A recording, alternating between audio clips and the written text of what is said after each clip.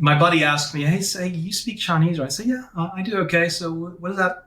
My wife's got this tattoo. You saw that tattoo? I say, "Yeah, I noticed it." Yeah. Right? He says it means precious, right? I said, "No, it means expensive." And he said, "Wow, that's right too. That's okay too, because she is right." But I know, because if you go to Google Translate, this character actually translates into expensive. It can also mean precious, but there you go. If you want to have a tattoo, Shannon or Jeff, in Chinese, just reach out to me. I'll double check for you. All right.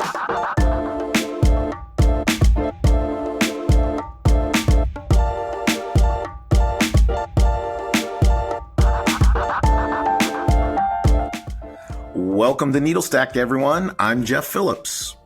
And I'm Shannon Reagan. Today we're discussing the use of foreign language content in OSINT with Skip Schiphorst.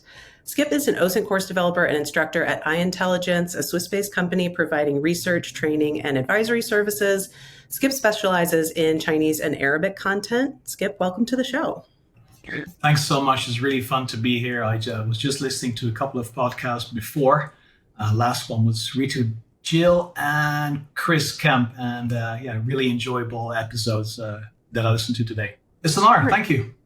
Great. Thank you for being on, and thank you to our former guests as well. As we have chatted about your courses, the attendees seem to be on the spectrum. At one end of the spectrum, you have the OSINT experts, and at the other end, you have maybe native speakers or fluent speakers. If I first want to talk about the OSINTers who are coming, who lack the foreign language. Where do you even start teaching a language like Chinese, Arabic, or your company also offers Russian courses as well? Languages where even the alphabet is different. How do you begin teaching that to non-native or non-fluent speakers? So it seems pretty daunting, very simply put, because when you look at these alphabets that look differently, it's a bit more daunting to go into them. If you and I all speak a language that uses the same letters as English. I don't speak Italian. I don't know what you guys do, but it's less intimidating to do that than to pivot to one of the languages of India, maybe Chinese, Korean, Russian, or Arabic, right? So it's all about really taking it step by step and breaking the ice of languages. Most languages have spaces. That helps. Some languages don't have spaces, like Chinese between characters, etc.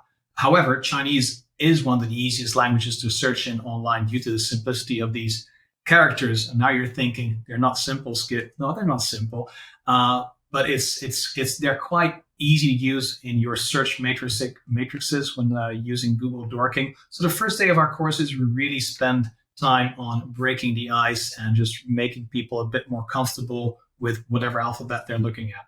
In my case, that would be Arabic and Chinese, and for our Russian course, that would be from my colleague Vitalis, who teaches that course. And then gradually going into the details, because we have a segue to that would be, we have a method of teaching languages really step by step. It's 5 half days of teaching.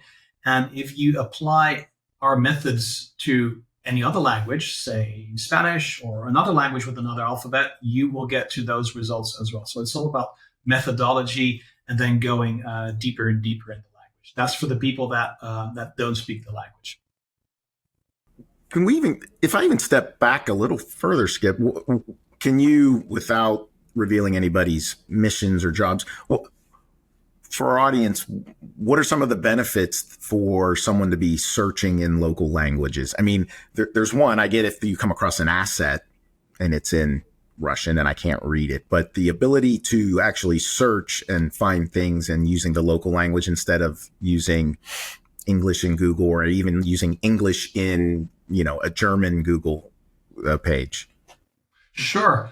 I think the number of people that really only specialize on English OSINT, that would be very local. Think about police departments, think about journalists that really only study and find content in that language. It would not make sense to start searching in the foreign language. However, most OSINT researchers, whether they work for think tanks, law enforcement, or academics, are gonna come across foreign content or have to do some research in the foreign content to improve their information position if they're writing essays for school, etc. A lot of content you get has to be found in foreign languages. So those are typically the kind of people that would benefit from being able to search in a foreign language. And I got there by accident as well. I had to write things in Chinese for my school time. I went late in life. I went to school a bit of a late bloomer, but I was just putting in words in Google and just hitting enter. And then I didn't know there were operators, right? If I would have known there were operators, it would have saved me so much time. And this is this ties into one of your previous guests, Chris Kemp, what he said about teaching youngsters how to research online. I think that's great, right? How do you research online, use operators? If I would have used file type PDF a bit better, I would have got way better grades and I would have done my research a whole lot faster, right? So yeah, there we go. Yeah. And I imagine searching in the local language is going to return different results than if I... Very much so, very much so. So if I'm researching an individual, a company, a phenomenon, a political thing, it could be anything, right? Yes, I'm going to have a look at what I can find in the language I'm comfortable with. English is still the language of the internet, so there's going to be a ton of content to be found in English, written by other people that have done research, that you can piggyback on that research, really zooming out, understanding what we're looking at, and then really looking into the language of that country. If I'm researching something happening in country X, I'm going to be looking in language X to find more richer content. Think about company names. They need to be exact, right? First names, last names, middle names. That's where the rich intelligence is, the good information. That's what we focus on. Gotcha. Well, maybe switching a little bit, we started off by talking about people that don't have the language skills. What would fluent speakers in a given language come to you? I guess from a search and an OSINT perspective, come to you for, and what kind of skills do you help them develop? Sure, I've got a funny story for that. So I started 4 years ago teaching the Chinese course because I'm much more comfortable at Chinese because I spent 4 years studying it. My Arabic, I studied it for 3 years on my own back in the day when during my time in the military.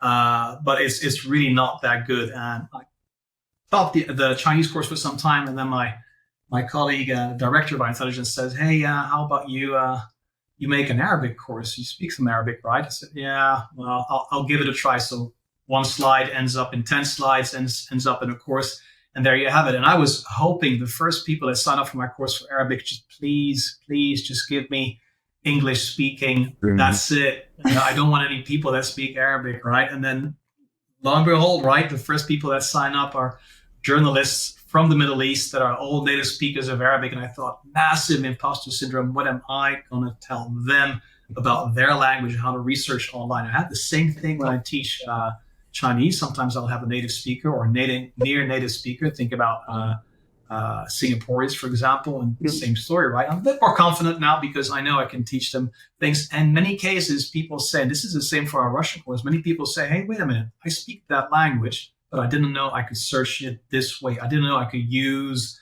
that operator or that tool with this alphabet to find richer content." So either they're saying that to make me feel better, but I get the feeling that it really helps in many cases. So interesting. I'm curious, how do you develop your courses? And I guess, why do you do this? Why do you bring people from either ends of the spectrum, toward the center to, improve the quality of their work or understanding of the world? So I'll start with the last question. I'll finish with the first one, which I probably will forget. No, I've got it. Well, you said it. I think you mentioned bridges. I love that. Connecting people is what's so important, right? It's especially in this day and age, right, where things aren't as good as in other times, right? I think connecting people, being able to find content in a foreign language, especially when we're talking about think tanks, students, people that are going to be the policymakers later. If they are able to research in a foreign language and understand that people think differently, I just see a lot of benefits in that. I remembered your first question. I'm not that old yet. How do I develop courses? I data dump. I have an idea, and usually under the influence of caffeine, I take a piece of paper and I just data dump on peeps. I'm a big pen and paper fan. I data dump everything on a piece of paper, and then I mold that into two sessions. Either if it's a 5-session course, typically our sessions are 3.5 hours, and I'll put those into sections like that. Just tick them off every time. That's how I do it. I love peer reviewing. I think it's very important. I love running my courses. Any new course that I run personally, I really want to have that checked out by people attending a course. And typically, I'll just ask young people that want to learn something, just, hey, why don't you check out my course? And I can run it through you, and I know that it runs smoothly and you learn some skills. So that's how I do it. Yeah. Something you were saying in the why do you do this answer, I think everybody at least feels that the world is very siloed or opinionated, I guess, within these silos, echo chambers, things like that. It seems like, there's a great need and value for this in the internet age, in the digital age, to be able to corroborate and verify and validate information, not just in your own language or not just in the language that you're able to consume. Can you speak maybe to a little bit about that, of like why now, or, for disinformation or OSINT and, the volumes of data on the internet, like why is language such a pivotal thing now? I think one of a very important part of the answer would be attention span and the will to do some digger digging. Right. Most people, even if we've never had access to so much information. I think we have a bit of access of too much information. I do not need to see the gruesome details from very close-up images happening in Ukraine or Gaza. That's not going to help me. It's going to make me miserable. In fact, I don't look at that just because that's not my jam. Most people, regardless if we have so much access to pretty much unlimited information, most people just still stick to what data mom look on the news, or what their friends look on the news, right? Well, since we're talking about, there's languages and international search, translation's got to come into the mix. Is there more to it than, hey, you should have Google Translate to do your translation for you? So where do translation tools come into play, and any tips or words of wisdom for using translation tools? Sure thing. If you have two tools, if you have Google Lens and Google Translate, that's going to get you pretty far when dealing with a foreign content. How cool is it that we can now just read anything in any country online and just have it translated within a microsecond using Google Translate? Even if it's not perfect, it's still going to be able to tell you if you're dealing with coconuts or bananas, right?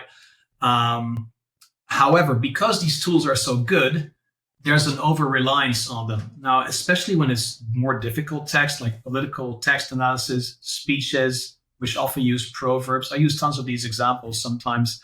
That's where there's an over-reliance of Google Translate. And if it's for something, I'll give you a funny example in a minute.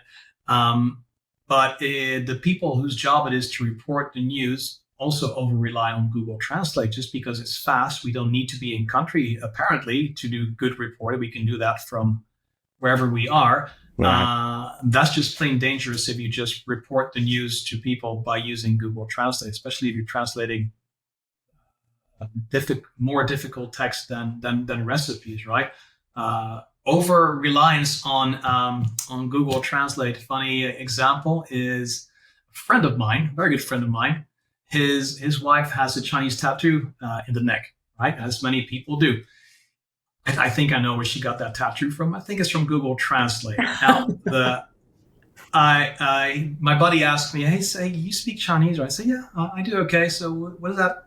My wife's got this tattoo. You saw that tattoo? I said, "Yeah, I noticed it." Yeah. Right?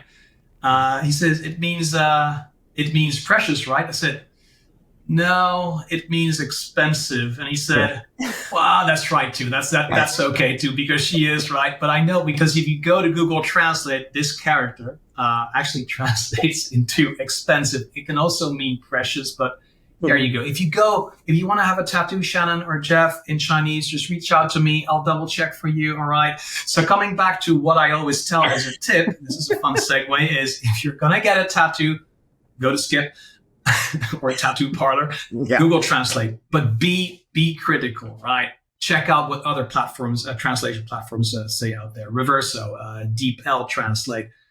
And if you really want to go for that tattoo, go to a native speaker and say, I want to have this in my neck for the rest of my life. Just check if this is good to go. Yeah. So there you go. But be critical, right? Right, and yeah. this is where I use one of my favorite tools to verify translations. Many people ask me what my favorite tool is. One of my favorite OSINT tool is a tool which doesn't take too much room on your computer. It's called Notepad.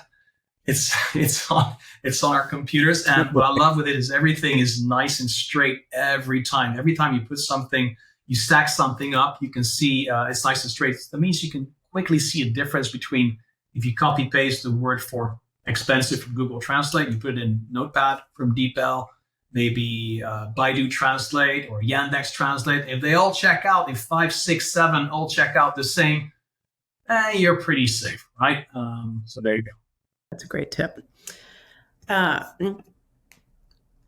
was, thinking about the gray area in language, that I'm sometimes like astounded by how much like metaphor and kind of coded speak we use just like in everyday speech, that we don't necessarily recognize. Do you get into like how to understand cultural differences or dialects or meanings, or is that really just the point of when you need to like triage information to a language expert versus like a good enough moment? I think talking about culture, since I do have their attention for my courses on Arabic, Chinese, and my colleague does the same for Russian, I do think it's important to also lift a bit the curtain on culture, etc. And you're taking a deep dive into languages. It's not just searching online in Chinese, typing, or searching in Arabic or something like that. If we're going to talk about how to research in that language, I think it serves people well also to, maybe people that haven't traveled so much, maybe to also talk a bit more about the language. Where does it come from? How is it used online? So invariably, languages always ties into culture. I mean, in my experience, and mostly. Interesting. Well, we've kind of just assumed everyone gets why you all are focused on the languages. So we've talked about Chinese, Arabic, and Russian that iIntelligence focuses on. And I get it, right? They're very important languages on the geopolitical front, on the economic front. So with the wars, unfortunately, in Ukraine and Gaza and tensions in Taiwan, and we've got elections here and around the world, do those change your courses, or is it driving more people to you for training? What? So there's always going to be a need to research online in foreign languages in times of conflict and friction, as we see now, but just as much as in times of stability. Fortunately, right? I think I'm a big. I do have faith that we can prevent us all from murdering each other. I think that building bridges is important. Being able to find different perspectives is very important in other languages. It's interesting because when I teach to certain groups that could be biased, whenever I give an exercise, okay, let's go and research something that this country does and it fits in their bias, they're going to be, yep, let's do that. And they're switched on and they look, and then I say, okay, now let's have a look from a perspective let's look at the same problem set. Let's say we're looking at the Middle East, and let's take a look at what sources in Egypt say. What do they say? What are the differences with the sources in Western Europe, right? What are the sources? What do people and what does the government and what is the sentiment about what's happening in Ukraine from an Asian perspective, right? The West only is 9% of the world. The rest of the world's perspective is just as important. You're going to see very big differences. Sometimes you'll see people a bit reluctant to research something that doesn't fit their bias, right? Because they might find things that challenges them the way they think. But I think that's very important, right? Challenging what we, getting out of the, zooming out and getting more information. So I kind of like doing those exercises. And usually during the week, teaching this week, actually, we just cherry pick a couple of things that are trending on the news and then go at it together. That's the joy of really teaching live compared to other methods of teaching, is that you can do some interaction together and some hands-on case studies. It's good fun. Yeah. Well, Skip, you have already provided several tactical and philosophical tips as for people interested in learning foreign language content for OSINT or vice versa. Are there any parting words of wisdom you can share with the Needlestack audience? Be critical, and a couple of things. Master the operators. You don't need to know all the operators, but you'll see that most search operators or advanced Google search operators will work as well in other search engines like DuckDuckGo, Baidu, and Yandex, right? Like I said, if I would have learned those a lot earlier, I would have found information a lot quicker. I mean, you guys probably, the way you Google for something, the guys you search for a restaurant or a vacation stay, where you're probably going to use a lot of Google Docs to find the right spot, right? But that, all jokes aside, that does help a lot, right? Knowing how to research online, because let's face it, we all research online. Just being able to find that precise content really helps. And about languages, there's a very cool platform that's been out for a couple of weeks called flimfo.com. And what they do is they pull information, or you can search information. I think it's refreshed every hour in Russian, Chinese, Arabic, French, Vietnamese.